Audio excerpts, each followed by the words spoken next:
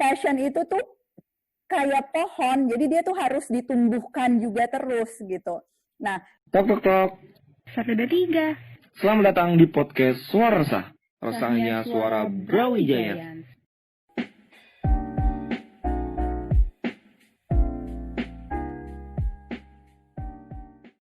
Waktunya kayak kita geser ke topik selanjutnya, itu tuh topiknya adalah ngomongin karir nih Mbak.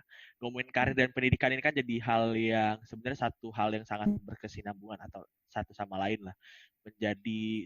Pendidikan akhirnya tuh menjadi supportingnya seseorang dalam berkarir.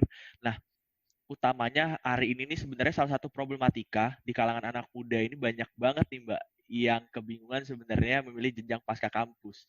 Bahkan nggak hanya yang saya yang sarjana, tapi juga teman-teman yang hari ini duduk juga mungkin di bangku diploma ataupun di bangku SMK, SMA yang harusnya itu sudah siap secara keahlian terapan untuk dunia pekerjaan, apalagi teman-teman diploma dan SMK. Nah, kira-kira tuh sebenarnya kebingungan ini kalau menurut Mbak Ella sendiri, gimana sih yang lebih prioritas antara pendidikan dan merintis karir sebenarnya, Mbak Ella? seharusnya kan bukan kayak dua rute yang berbeda ya. Kalau kita bicara pendidikan yang ideal, ya mestinya yang ditumbuhkan itu bukan cuma satu aspek gitu, bukan cuma pinter dalam dunia akademis, tetapi ya merancang masa depan, mengeksplorasi karir dan sebagainya. Itu memang jadi bagian yang melekat di proses pendidikan yang bukan cuma di kampus atau di ujung-ujung SMA, tapi sebetulnya bahkan sejak jenjang-jenjang yang lebih awal. Jadi masalah yang dihadapi banyak teman-teman itu adalah eksplorasinya itu terlalu sebentar. Kalau ngebayangin milih jurusan gitu ya, saya juga inisiasi ada satu platform pendidikan namanya Rencanamu. Nah di Rencanamu itu dulu namanya Yus Manual, tapi terus tahun yang lalu ganti nama jadi Rencanamu. Nah ini kita lihat betul datanya, kayak buat milih jurusan itu biasanya baru mepet-mepet kelas 3 SMA gitu kan, baru mikir gue mau masuk kuliah di jurusan apa, yang nggak heran. Iya, nggak heran yang anak Indonesia yang salah jurusan 87%. Bayangin, banyak banget orang yang kemudian di kampus salah jurusan. Kerja pun gitu ya.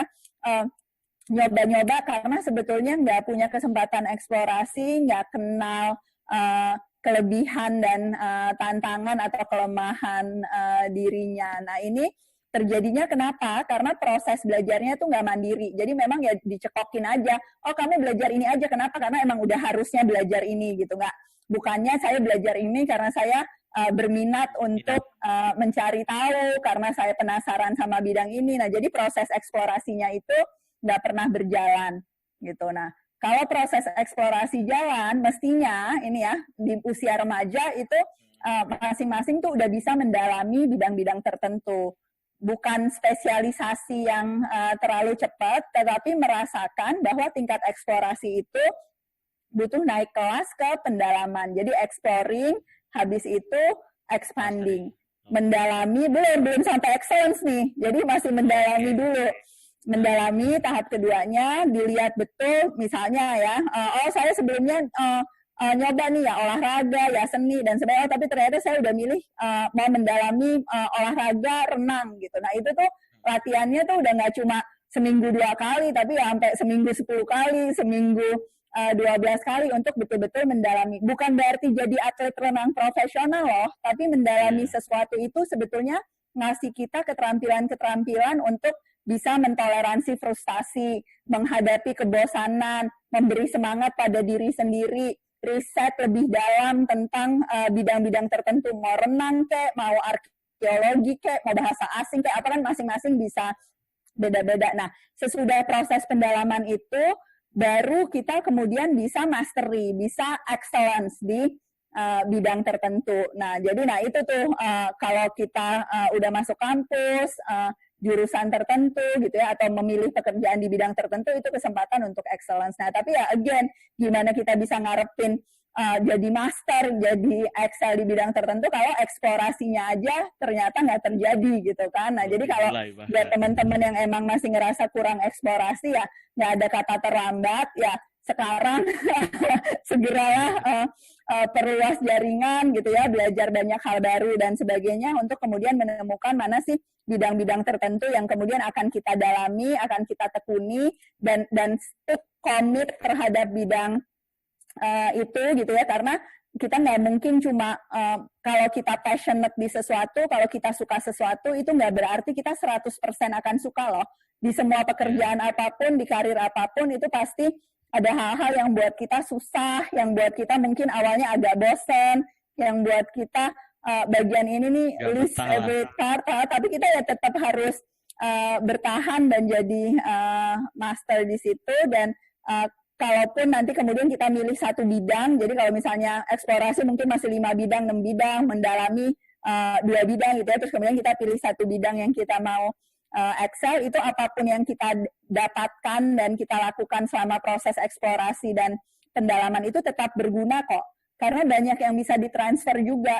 Anak yang renang gitu ya, aku pengalaman, itu tuh kalaupun nggak jadi perenang, sebetulnya belajar untuk komitmen, menyiapkan target gitu, kerjasama dalam sporting dan sebagainya, yang kemudian mau ganti profesi apapun itu tetap kompetensi-kompetensi yang sebetulnya berguna. Jadi jangan pernah menganggap yang namanya belajar itu sia-sia gitu ya. Selalu bisa kita bawa kompetensinya untuk ke bidang apapun dan karir apapun.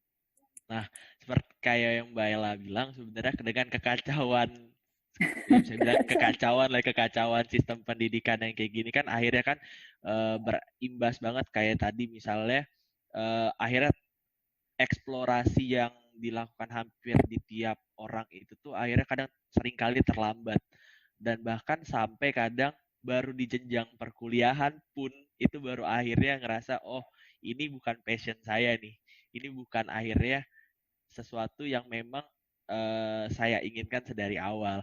Nah, akhirnya kan ini pun berimbas ketika dia ingin loncat ke karirnya, Mbak. Dan ini jadi pertanyaan banyak banget saya rasa teman-teman di rumah juga, antara sebenarnya ketika di posisi seperti itu, antara passion dan kebutuhan tuh, apalagi untuk mahasiswa-mahasiswa yang kalangan akhir kan akhirnya kan harus sudah, ngelihat karir abis ini segala macam, akhirnya terjebak di antara dua, pengen mendalamin passionnya atau akhirnya tuh menyesuaikan dengan kebutuhan yang ada sebenarnya. Iya, pertama gini, passion itu bukan takdir ya. Maksudnya passion itu tuh bukan kayak, oke, kamu passionnya di sini. Passion itu tuh kayak pohon, jadi dia tuh harus ditumbuhkan juga terus gitu. Nah, cara menumbuhkannya itu juga bukan cuma satu, oh kalau saya passionnya ini berarti caranya lewat ini. Enggak, karena passion itu harusnya cukup luas untuk membuat saya misalnya kayak I'm very passionate in learning gitu misalnya. Itu kan bisa dalam konteks apapun. I'm very passionate in design gitu. Nah, designing something itu profesinya tuh pilihannya tuh bisa banyak banget, dan kamu tetap bisa numbuhin passion itu bukan cuma di satu kotak profesi gitu ya, di satu kotak pekerjaan. Jadi kalau kita kenal diri kita, apa yang kita minati, apa yang kita ingin pelajari, nah kemudian tempat di mana kita berkontribusi itu pilihannya juga banyak. Jadi jangan juga menggunakan alasan passion untuk kayak ngotot, berarti gue cuma maunya kerja di bidang ini, gue cuma cocoknya jadi ini, karena itu pada akhirnya akan merugikan diri sendiri, karena sebetulnya pekerjaan di berbagai bidang itu tetap aja bisa menurture mungkin passion yang sama, itu lebih berkaitan sama bagaimana kita berusaha mendapatkan pengalaman belajar yang berbeda walaupun jabatannya sama. Banyak banget saya ketemu teman-teman satu profesi, guru deh misalnya gitu ya, itu yang bisa mengembangkan passion di bidang yang berbeda walaupun dalam profesi sebagai guru. Ada guru yang passionate untuk urusan meneliti, ya dia jadi researcher gitu ya, sementara dia tetap jadi guru. Ada guru yang passionate di bidang menulis, ada guru yang sangat kreatif gitu, menghasilkan berbagai sumber ajar yang berbeda, yang secara visual sangat menarik, ngembangin produk-produk pengajaran. Itu sama-sama guru, pekerjaannya guru, tapi berkarir sesuai dengan passion masing-masing, padahal ada di tempat yang sama gitu ya. Jadi sebaiknya menghindari situasi di mana melihat bahwa passion saya berhenti dan nggak berkembang karena keharusan mengikuti profesi tertentu atau kerja di bidang tertentu. Nah, tapi satu hal yang saya juga tahu, dan aku tahu sih ini mungkin terdengarnya bisa multi interpretasi, bekerja cuma buat uang aja itu tuh nggak pernah worth it. Jadi uangnya tuh datangnya belakangan.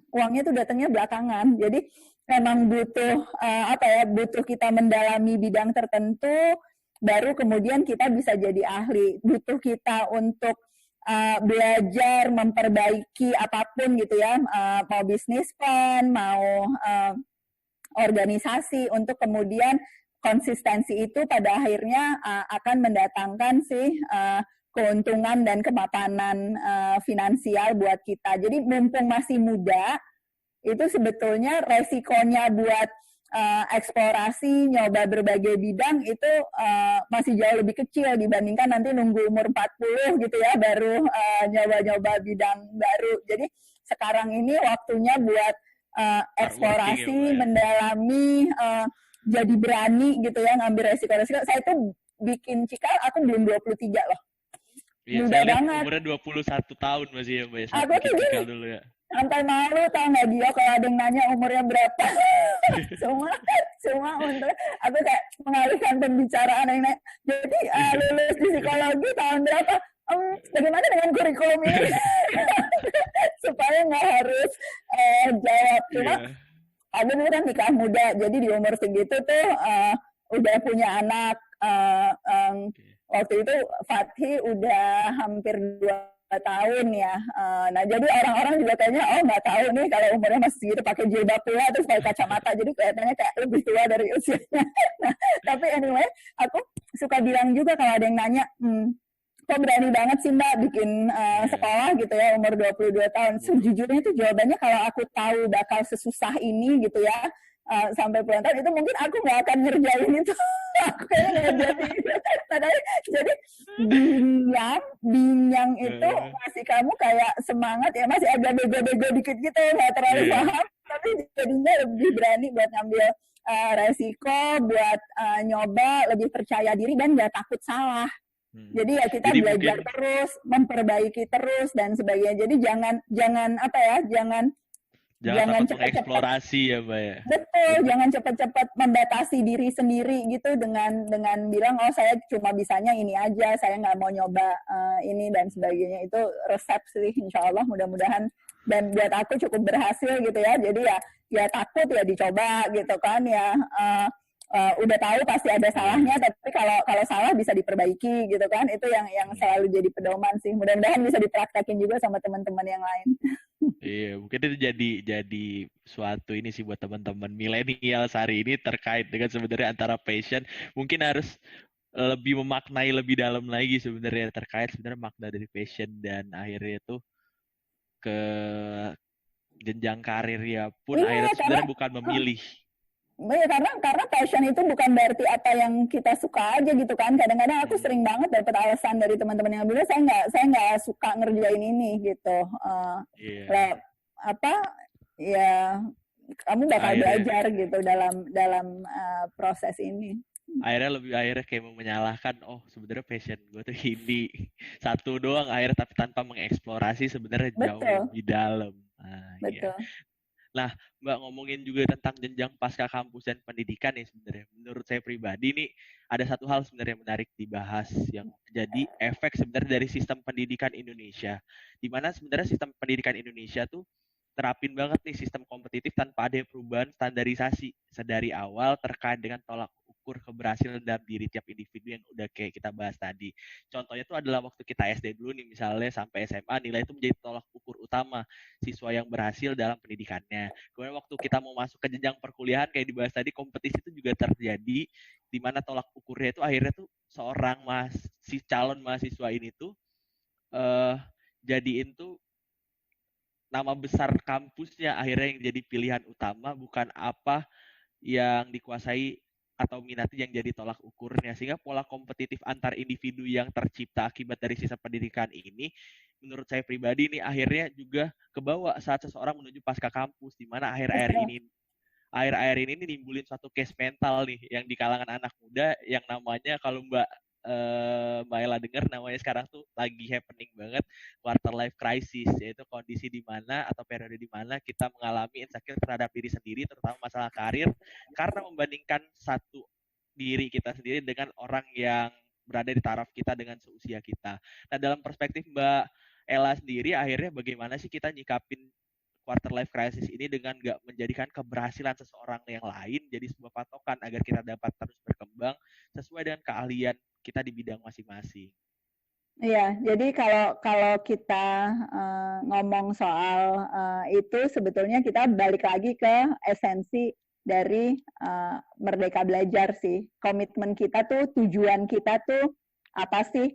Banyak banget emang yang komitmennya atau tujuannya itu ya nilai gitu ya, IPK, kemudian habis itu gaji gitu misalnya, pangkat dan sebagainya. Nah, itu hal-hal yang sebetulnya itu tuh adanya di luar kita kan.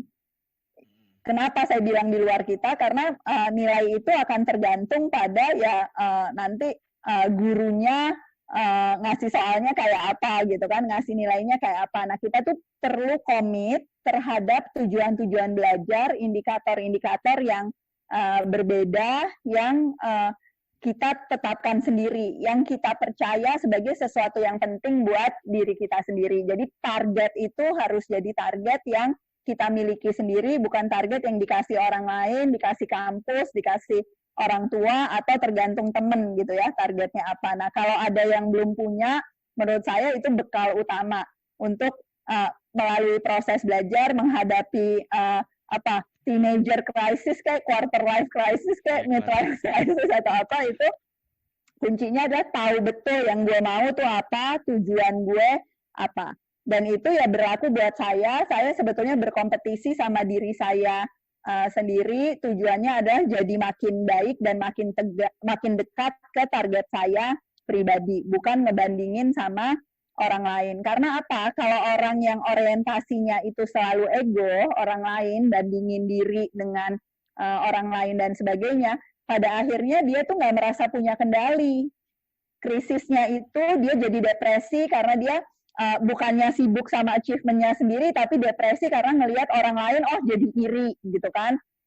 Itu kan berarti kehidupannya itu sebetulnya nggak dikendalikan, nggak didrive sama dirinya sendiri gitu. Nah, jadi kalau kita lihat orang lain, ya udah, orang lain tuh dalam balapan ini ya dia punya jalurnya sendiri, kita punya jalur kita, dan bukan berarti kalau satu menang itu kemudian kita pasti kalah, tapi we can actually win together gitu. Karena apa? Karena track-nya adalah track yang berbeda-beda gitu ya. Nah, si sense of competition yang salah ini itu juga memang salah satu hal yang sedihnya itu tuh disuburkan di ekosistem pendidikan kita ya, hal-hal kayak ranking gitu misalnya. Itu kan kayak seolah-olah cuma boleh ada satu yang ranking satu yang kayak pintar dalam segala hal.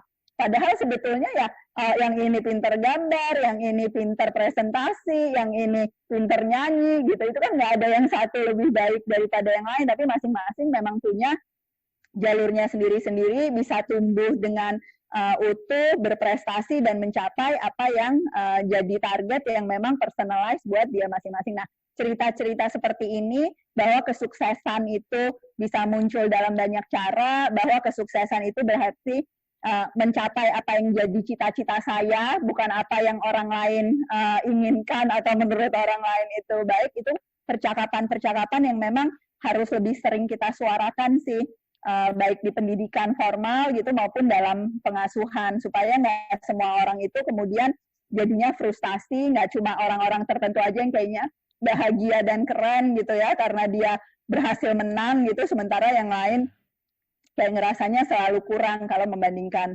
dirinya sendiri dengan itu. Nah, untuk bisa saling mendukung, sama-sama sukses, itu pentingnya punya lingkungan yang suportif. Itu yang menurut aku juga kadang-kadang teman-teman yang masih mahasiswa atau remaja itu sering banget sebetulnya masalahnya tuh salah pilih teman. Ya. Jadi kita milih ada di lingkungan orang-orang yang toksik, yang sama teman sendiri bukannya saling berkolaborasi, tetapi saling envy gitu ya, berkompetisi dan menjatuhkan, nggak punya teman yang jadi lingkaran dukungan. Jadi untuk mencegah krisis-krisis seperti itu, sebetulnya yang paling penting ya dapat lingkungan yang suportif dan membuat kita bisa merasa diterima apa adanya, merasa bisa sukses dan dihargai, merasa aman dan nyaman di lingkungan kita. Jadi teman tuh bukan dipilihin orang gitu ya, atau terjadi dengan nggak sengaja, tapi kita bisa kok bikin lingkungan-lingkungan yang walaupun isinya mungkin cuma 2-3 orang gitu ya, buat sebagian yang lain temennya 20-30 dan sebagainya, nah, tapi itu yang ngasih sense of security, comfort dan sebagainya, itu esensial banget karena menghadapi dunia yang orangnya begitu beragam ini, dan tingkat saling pedulinya itu makin lama makin kurang, kita memang butuh keterikatan dan kedekatan dengan orang-orang yang penting. Nah, kebanyakan teman-teman yang saya lihat yang salah arah itu seringkali ya memilih teman, dan teman ini dalam arti luas ya, termasuk teman di sosial media gitu ya, follow siapa, ngelihat siapa dan sebagainya, itu betul-betul bisa bikin kita kayak seolah-olah ada di lingkaran yang nggak suportif gitu. Nah, itu bisa dimulai dari bersih-bersih yang toksik-toksik di sosmed masing-masing mungkin. Boleh tuh jadi saran buat teman-teman pada hari ini. Nah, Mbak, thank you ya. Mungkin ini juga ini sebelum paling terakhir banget nih. Ini sebenarnya saya pengen nanya karena dari tadi yang selalu kita akhirnya jadi akhirnya tuh standar yang dari tadi kita bicarakan ini akhirnya berimpact terhadap segala aspek, bahkan sampai ke karir sekalipun, dimana akhirnya standar yang tidak berubah-ubah ini jadi kendala atau termasuk batu utama lah yang menghalangi hampir tiap individu di Indonesia untuk dapat mencapai potensi maksimalnya. Tapi kan ada mengubah standar di pendidikan Indonesia seperti ini sebenarnya, Mbak? Karena paradigmanya nggak berubah, karena sebagian besar orang masih percaya pada hal yang berbeda, karena visinya itu belum sama. Jadi walaupun orang kayaknya dengerin aku sama Gio ngobrol, saya setuju, tapi sebenarnya tuh nggak setuju, atau setujunya tuh cuma kayak 10% atau 20% aja gitu loh. Jadi kalau paradigma nggak berubah, memang pendidikan nggak akan pernah bisa berubah. Nah, jadi kita tuh perlu ngumpulin orang-orang yang sevisi, yang percaya pada paradigma yang sama, dan kemudian yaitu bersuara lebih keras bersama-sama bahwa begini loh harusnya pendidikan Indonesia, begini loh yang akan membuat pendidikan itu bisa jadi jembatan buat numbuhin kompetensi masa depan semua dan setiap anak, buat jadi jembatan yang menumbuhkan negara ini jadi lebih maju dan sebagainya. Nah, sekarang tuh yang dominan, yang mayoritas itu masih orang-orang dengan paradigma yang salah.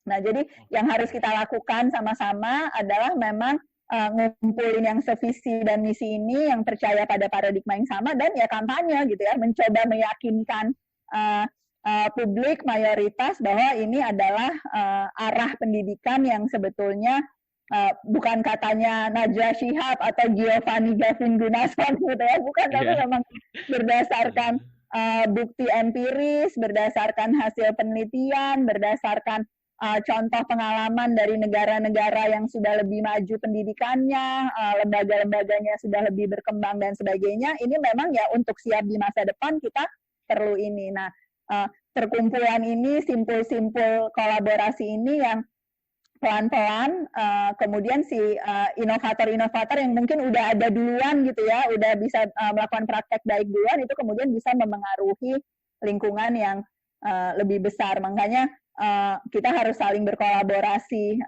satu sama lain, berbagi inovasi, kemudian memperbesar skalanya, saling mengadaptasi apa yang sudah berhasil gitu ya, tapi bukan mereplikasi mentah-mentah, tapi menyesuaikan dengan konteks kita masing-masing. Nah, itu yang insya Allah bisa terus kita lakukan buat pendidikan Indonesia. Jadi kita kasih alternatifnya, kalau bukan raport, angka Oke. apa, kalau bukan ujian apa, kalau bukan IPK mana sih contoh prestasi-prestasi dalam bentuk yang berbeda yang memang bentuknya kompetensi nyata, dan ini harus disuarakan, harus diceritakan, narasinya harus disebarluaskan. Gaungkan. Nah, betul. Ya, Mbak Ella, nih terakhir banget Mbak Ella, kira-kira pesan singkat nih kepada generasi milenial dan juga para pendengar podcast ini agar terus sebenarnya giat untuk belajar dan mengimplementasikan hasil belajarnya ke dalam dunia nyata dalam bentuk karya itu apa, Mbak Ella, dari Mbak Ella?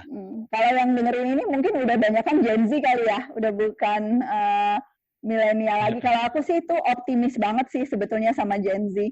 Aku ketemu banyak banget murid-murid SMA, banyak banget mahasiswa yang sangat peduli sama isu-isu pendidikan. And why wouldn't you? Pastilah yang namanya murid-murid dan mahasiswa itu peduli sama isu pendidikan, karena kalian kan subjek di pendidikannya, gitu kan.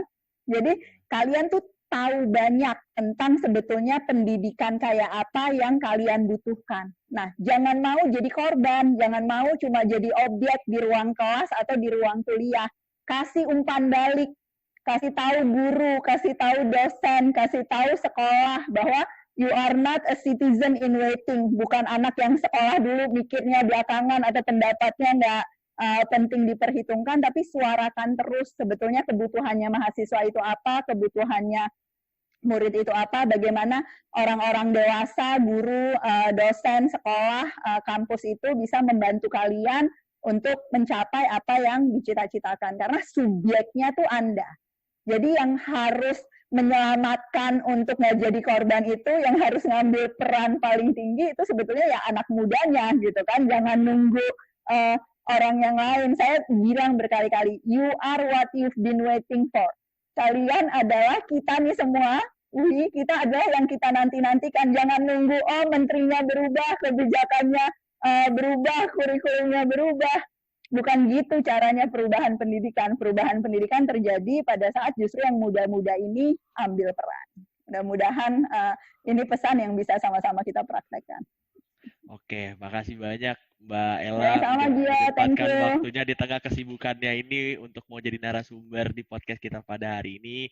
Mohon maaf Mbak Ella kalau ada salah-salah kata dan ucapan ya Mbak Ella ya. Nggak ada, makasih pertanyaan-pertanyaannya membuat aku belajar banyak juga dari percakapan ini. Salam buat semua yang mendengarkan, buat semua teman-teman Brawijaya, insya Allah bisa jumpa segera di Malang. Itu salah satu kota favorit saya, tempat liburan dari kecil, jadi mudah-mudahan bisa ketemu dan bertatap muka sesudah wabah ya. Assalamualaikum warahmatullahi wabarakatuh. Bye-bye. Waalaikumsalam Mbak Ella. Saya ucapkan terima kasih yang paling banyak tuh sekali lagi buat Mbak Ella. Thank you Gia. Makasih ya Anindya. Thank you. Iya Mbak Ella. Makasih banyak ya. Terima kasih telah mendengarkan podcast episode ini. Jangan lupa ya, tetap mendengarkan podcast Suara Resah. Resahnya Suara Brawijaya.